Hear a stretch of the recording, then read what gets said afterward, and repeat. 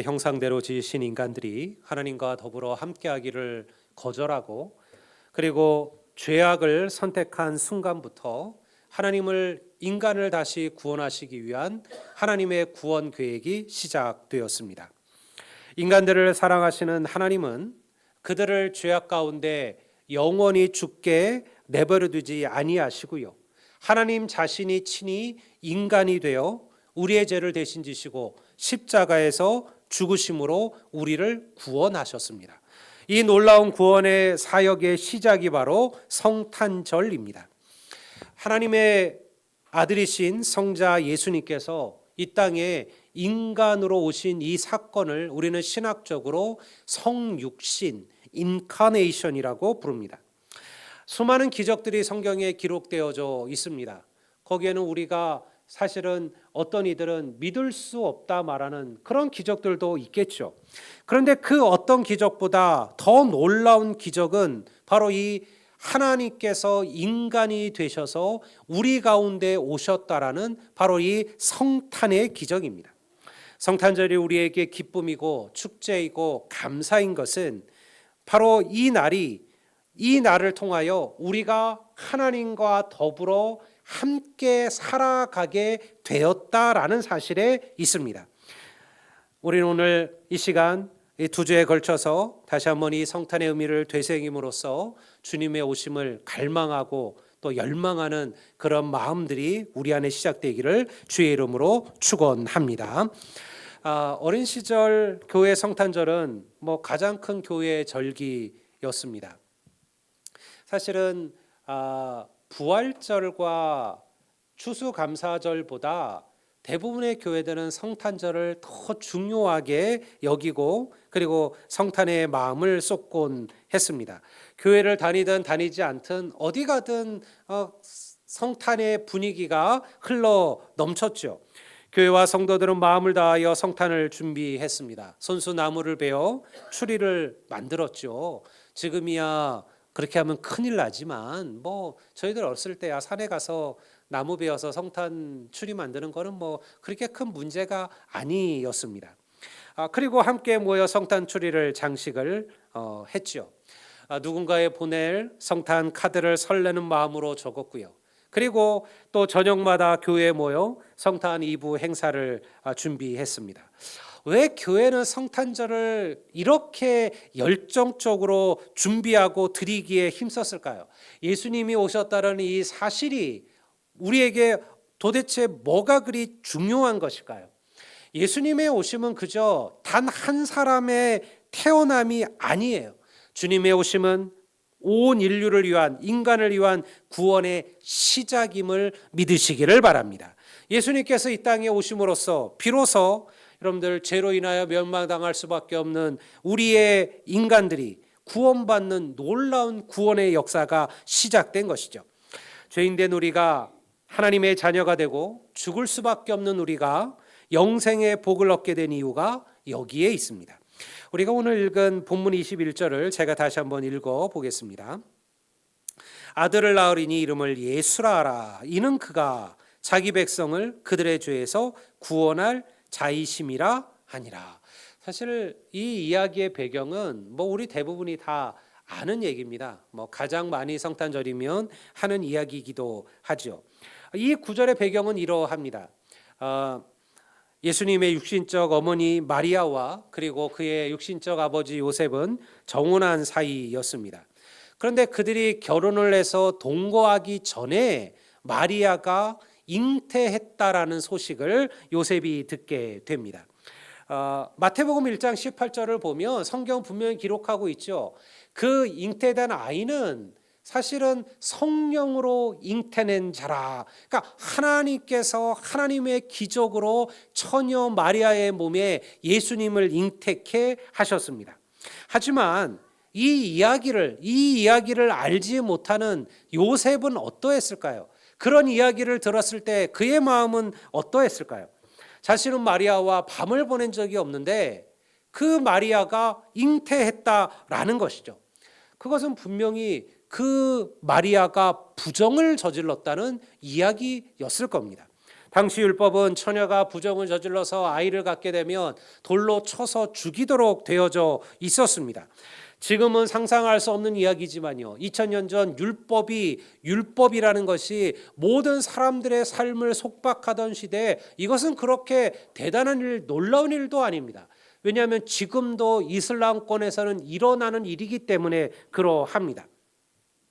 그리고 요셉은요, 바로 그런 그녀에게 가장 먼저 돌을 던질 권리를 가진 사람이었어요. 그가 약혼자였으니까요. 그런데 요셉의 반응은 생각과는 달랐습니다. 19절 말씀을 제가 한번 볼까요? 성경이 이렇게 기록합니다. 그의 남편 요셉은 의로운 사람이라 그를 드러내지 아니하고 가만히 끊고자 하여. 이 말이 뭐예요?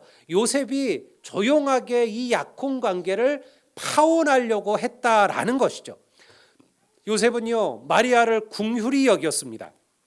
그녀를 사랑하는 사람에게 보내주기로 작정한 거예요. 왜냐하면 율법은 처녀가 부정을 저질러 아이를 잉태하면 돌로 치게 돼 있지만요, 또 다른 율법이 있어요. 만약 그 부정을 저지른 그 남자가 이 여인을 자신의 아내로 받아들이면 그녀가 그 형벌에서 사실은 그 처벌을 면할 수 있었다라는 것이죠. 그러니까 아마도 요셉은요, 아마 조용히 자신이 약혼관계를 파기하면 그녀가 모욕을 당하지 아니하고 자기가 사랑하던 남자와 결혼하여 생명을 부지할 수 있을 것이라 생각했다라는 것이죠. 그래서 성경은 그가 의로운 사람이다라고 얘기하는 겁니다. 하지만 쉬운 일은 아니었을 겁니다. 수많은 생각, 번민들이 그에게 있지 않았을까요? 분노, 또 증오, 그리고 모멸, 어쩌면 자신에 대한 비참함들이 그의 마음에 가득했을 거예요. 사람이라면 당연한 생각이었을 겁니다. 그래서 천사가 그 요셉에게 나타납니다. 그리고는요, 그의 정은요, 마리아에게 잉태된 이는 사람에 의하여 된 것이 아니라 성령으로 잉태된 하나님의 기적이라는 것을 요셉에게 알려줍니다. 그리고 그의 이름을 예수라 하라고 명하시죠. 왜 예수일까요? 예수란 이름의 뜻은 이러합니다. 예수라는 말은 건져내다, 구원하다라는 뜻이에요. 건져내다, 구원하다. 저는 사실 어렸을 때 이 이름을 이렇게 성경 번역하잖아요. 자기 백성을 저희 죄에서 구원할 자. 저는 예수라는 그 짧은 그 두 마디 이름 속에 이렇게 복잡하고 이렇게 어려운 이름의 뜻이 있는 건가라고 생각을 했는데, 사실은 예수란 이름의 뜻 그 자체는 뭐냐면 건져내다, 구원하다, 이런 뜻을 갖고 있는 거죠. 여러분, 이 이름이 어디서 왔을까요? 이 이름은요, 헬라어로 예수스입니다. 예수스라는 이 헬라어 이름은요, 히브리어로 말하면 예수아입니다. 예수아. 혹시 여러분들 많이 들어본 이름 같지 않으셔요? 구약의 여호수아입니다. 여호수아가 예수하고 그가 예수스고 그게 예수예요.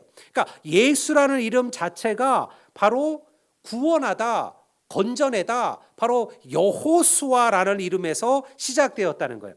하나님이 보내신 천사가 요셉에게 마리아가 성령으로 잉태된 아이의 이름을 바로 예수아라고 그렇게 선언하는 거죠. 누구를 구원하고 무엇에서 건져낸다라는 것일까요? 바로 예수님은 우리를 우리의 죄에서 건져내고 구원으로 인도하는 분이심을 믿습니다. 그 이름 속에 주님이 누구신지가 새겨져 있는 거예요. 왜 수많은 이름 가운데 예수라는 이름을 썼을까요? 예수라는 이름은요, 고유명사가 아닙니다.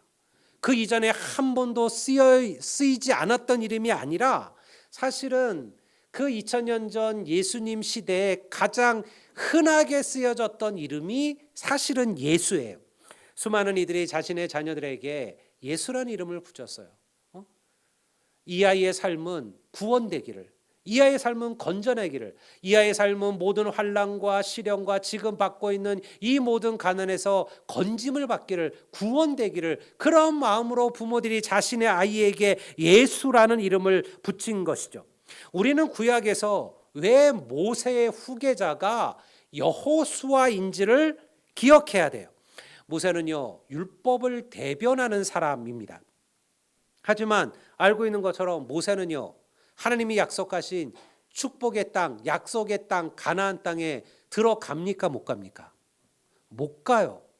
그 위대한 모세가요, 그 율법을 대변하는 모세는 결코 약속의 땅에 들어가지 못해요. 오히려 이스라엘 백성을 끌고 그 하나님이 약속하신 축복 땅으로 들어간 이는 누구였어요? 예수와였어요. 여호수아, 예수였다라는 것이죠. 여러분, 이것이 바로 마리아의 태중에 잉태된 아이에게 예수라는 이름이 붙여진 이유예요. 다시 말해 우리의 구원은 공로나 율법으로 되는 게 아니라 오직 예수라는 이름을 통해서만, 믿음을 통해서만 우리가 안식의 땅, 약속의 땅, 하나님의 나라 천국에 들어갈 수 있음을 믿으시기를 주의 이름으로 축원합니다. 바로 이것이 마리아의 태중에 잉태한 아이에게 예수라는 이름이 붙여진 이유예요. 동시에 이 예수라는 이름 속에는요, 우리가 누구인지에 대한 이야기가 들어가 있어요. 성도 여러분, 우리는 스스로 구원받을 수 없는 죄인임을 기억하시기를 주의 이름으로 축원합니다. 이것이 모든 은혜의 시작이에요. 여러분, 우리는 교만합니다. 여러분, 우리는 우리의 죄악들을 인정하지 않습니다. 여러분, 우리는 우리가 하나님 앞에 어찌할 수 없는 인간이라는 것을 여러분들 자꾸 잊어버리고 살려고 합니다. 그래서 여러분들 판단합니다. 다른 사람들을 비난하죠. 여러분들 자기를 비추어서 다른 사람들을 조롱합니다. 여러분, 우리 안에 우리 자신이 어찌할 수 없는 죄인이라는 이 사실을 우리가 잊고 살아가기 때문에 그러하죠. 우리를 죄에서 구원하시기 위해 예수님께서 오셨다. 우리의 죄인됨을 인정하고 그리고 구원의 은혜를 사모하는 것이 믿음의 시작이에요. 여러분, 우리 모두는 세상에서 괜찮은 사람일 수 있습니다. 잘 나가는 사람일 수도 있습니다. 남들이 부러워할 만한 그런 직함을 가진 인생일 수도 있습니다. 하지만요, 우리가 하나님 앞에서, 주님 앞에서, 성령 앞에서 우리는요, 어찌할 수 없는 죄인이에요. 나의 능력, 나의 힘으로는 하나님께 나아갈 수 없는 자들이에요. 그런 이들을 위하여 예수님께서 우리 가운데 오셨다라는 거예요. 이것이 바로 성탄절입니다. 그런데 천사가 요셉에게 알려준 이 마리아의 태중에 있는 아이의 이름은요, 예수라는 이름 하나가 아니에요. 또 다른 이름이 있습니다. 바로 그 이름이 우리 오늘 읽은 본문에 등장해요. 23절을 제가 보겠습니다. 처녀가 잉태하여 아들을 낳을 것이요 그의 이름은 임마누엘이라 하리라 하셨으니 이를 번역한즉 하나님이 우리와 함께 계시다 함이라. 할렐루야. 임마누엘이라, 히브리어로 임마누엘은요, 함께라는 임과 이건 함께라는 전치사의 개념이에요. 그리고 우리라는 마누, 그리고 하나님이라는 엘, 이 단어가 합쳐져서 임마누엘이 된 거예요. 다시 말해서 하나님이 우리와 함께라는 뜻이죠. 그러니요, 이 이름 속에 주님이 누구신지가 보여주고 있는 거예요. 우리는 임마누엘 이름을 통해서 예수님께서 단지 인간이 아니라 여러분들 곧 하나님이심을 고백하게 됩니다. 그 엘자는요, 하나님께만 쓰여지는 이름이기 때문에 그렇습니다. 성경에서 무슨 엘로 끝나는 이들, 다니엘이든 무슨 엘로 끝나는 이름은요, 다 그 이름의 해석에 하나님께서 도우신다, 하나님께서 함께 하신다, 하나님이 지키신다, 반드시 그러한 이름의 뜻을 가지고 있어요. 그것이 엘이라는 단어예요. 여러분, 예수님께서 이 땅에 오신 이유는요, 바로 하나님께서 우리와 함께하기 위하심을 믿으시기를 주의 이름으로 축원합니다. 이것이 성탄이 우리에게 주는 가장 중요한 메시지예요. 우리는 성탄을 통해서 비로소 하나님과 더불어 영원히 거하게 된 겁니다. 성탄절이 기적 중에 기적인 이유는 바로 예수님께서 이 땅에 오심으로 비로소 우리가 하나님과 더불어 영원히 살게 되었다라는 거예요. 임마누엘이라는 단어는요, 성경에 사실은 단 3번 등장합니다. 이사야에 2번 나오고요, 그리고 오늘 우리가 읽은 이 마태복음에 나와요. 이게 우리는 너무나 잘 아는 이름이잖아요. 임마누엘 이름을 우리가 흔히 쓰잖아요. 우리 3층 우리 본당 들어올 때도 여러분 거기에 임마누엘, God with us. 그게 임마누엘 아닙니까? 하나님 우리와 함께 계시다. 이게 붙여져 있어요. 그런데요, 실제로 성경에는요, 그렇게 자주 쓰인 이름이 아니에요. 구약에 등장했던 임마누엘을 마태가 그리고 주님께 하나님께서 그 이름을 예수님에게 붙여주신 이름이에요. 유다를 보면, 이사야를 보면 이 남유다 이사야 선지자가 사역하던 시대는요, 아수르의 제국의 위협을 받던 시대였습니다. 아수르뿐만 아니라 사실은 가장 큰 대적자 북이스라엘과 그리고 아람이라는 두 나라가 연합해서 끊임없이 남유대를 침공하고 전쟁을 일으키고 위협하던 시대였습니다. 백성들은 두려움에 떨었죠. 그런 백성들에게 이사야가 오늘 이 말씀으로 이렇게 선포한 거예요. 이사야 7장 14절을 보면요, 이렇게 기록되어 있습니다. 그러므로 주께서 친히 징조를 너희에게 주실 것이라. 보라, 처녀가 잉태하여 아들을 낳을 것이요 그의 이름을 임마누엘이라 하리라. 그러니까 이 구절이 마태복음에 처음 등장한 게 아니라 이사야에 이미 그대로 쓰여졌던 구절이라는 거예요. 그럼 왜 이 구절을 천사는 그거를 예수님에게 이 구절을 그대로 쓰고 있을까요? 이 예언의 의미는 원의미는 이렇습니다. 사실은 이사야가 예수님의 오심을 생각하면서 이 구절을 말한 게 아니에요. 당시 아마도 우리가 정확한 건 모르겠지만 이 당시 이 유대의 왕이었던 아하스의 그 왕실에 아이를 낳지 못하는 그런 왕실의 부인들이 그 아내들이 있었던 것으로 보여요. 그가 아마 중요했던 그런 왕실의 가족이었던 것 같아요. 여러분 그 당시 아이를 낳지 못한다는 것은요 가장 큰 치명적인 문제였죠. 그리고 수많은 이들이 그녀가 아이를 갖는 것은 이미 불가능하다라고 생각한 거예요. 근데 이사야가 징조를 보이는 거예요. 그가 그 처녀라는 건 뭐예요? 아이를 낳지 않았기 때문에 이렇게 이야기하는 거예요. 그가 아이를 갖게 될 것이다. 그리고 그 아이가 다 크기도 전에 하나님께서 그 모든 위협을 물리치시고 이 땅에 평화와 자유를 허락하실 것이다. 이것이 이사야가 했던 예언이에요.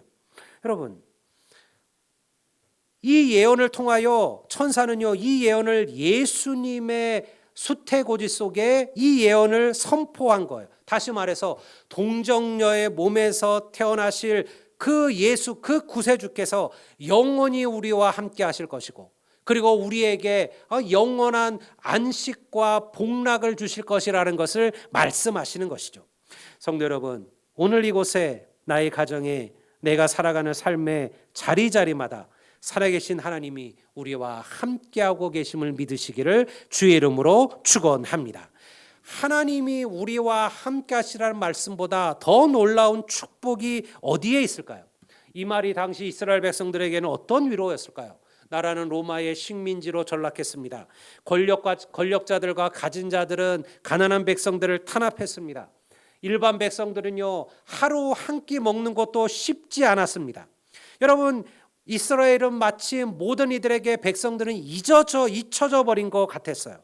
그런데요, 그때 하나님께서 예수님을 보내신 겁니다. 그리고 그들에게 말씀하시는 거예요. 내가 너희를 잊지 않았다. 이제 내가 너희와 영원히 함께 할 것이다. 다른 것을 의지하지 말고 다른 것을 붙들지 마라. 내가 너희와 함께 할 것이며 내가 너희를 붙들어 줄 것이다. 이것이 바로 임마누엘임을 믿으시기를 바랍니다. 성령 하나님께서 오늘 우리에게 하신 이 약속의 말씀을 2000년 동안 교회는 붙들고 살았습니다. 그리스도인들은 이 말을 믿고 살아가는 인생들입니다. 어떠한 시련과 환난 속에서도 주님은 우리와 함께하고 계심을 믿습니다. 하나님은 당신의 자녀들을요 절대 홀로 고난과 환난 속에 던져두시는 분이 아니에요. 여러분, 우리가 이 한 해를 살았죠. 뜻하지 않은 여러 가지 어려움과 시련들이 우리의 삶 속에도 있었으리라 생각을 합니다. 물론 나쁜 것만 있었을까요? 좋은 일들, 축하할 일들, 즐거운 일도 계셨을 겁니다. 그런데 그 모든 삶의 순간순간마다 여러분 임마누엘의 하나님께서 나와 함께 하셨음을 믿으시기를 바랍니다.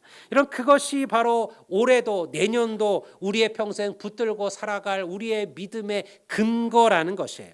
여러분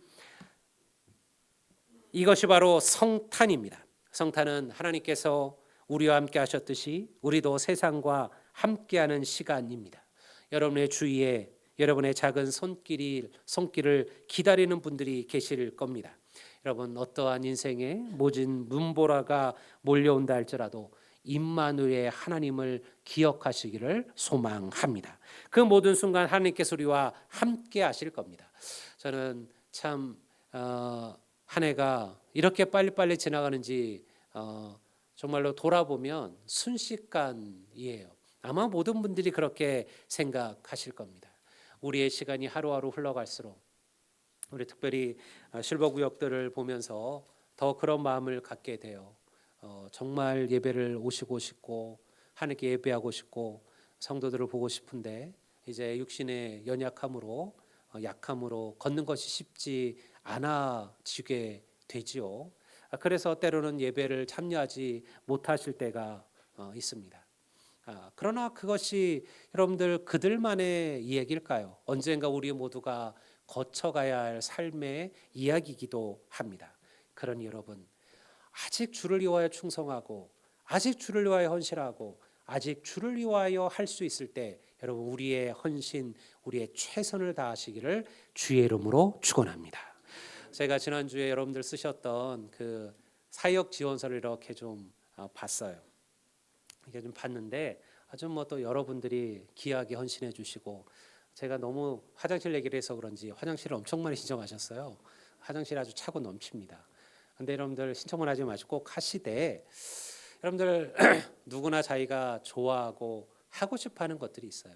그냥 나는 이런 거 좋아하니까 나는 이것만 할래. 근데 그렇게 할 수는 없습니다. 교회가. 그러니까 그래서 여러분들 헌신자들이 필요한 거예요.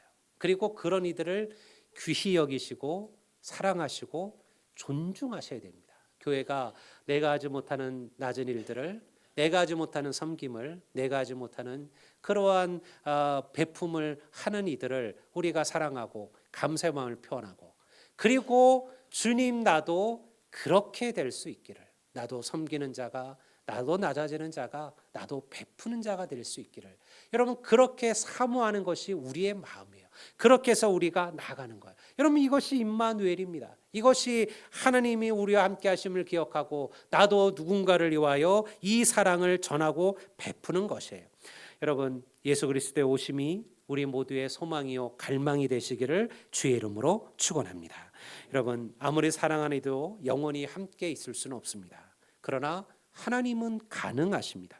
하나님은 영원히 우리와 함께 하실 겁니다. 오늘 내가 이 자리에 앉아 있다는 것 이미 하나님의 기적입니다. 그리고 장차 주님이 오실 그날에 여러분 우리가 주와 함께 그 영원한 천국의 소망을 누리게 될 줄로 믿습니다. 우리 오늘 이 말씀을 기억하시고 우리를 구원하실 예수 그리스도 우리와 함께 하시는 임마누엘의 하나님을 고백하시는 우리 모든 성도들이 되시기를 주의 이름으로 축원합니다. 이제 우리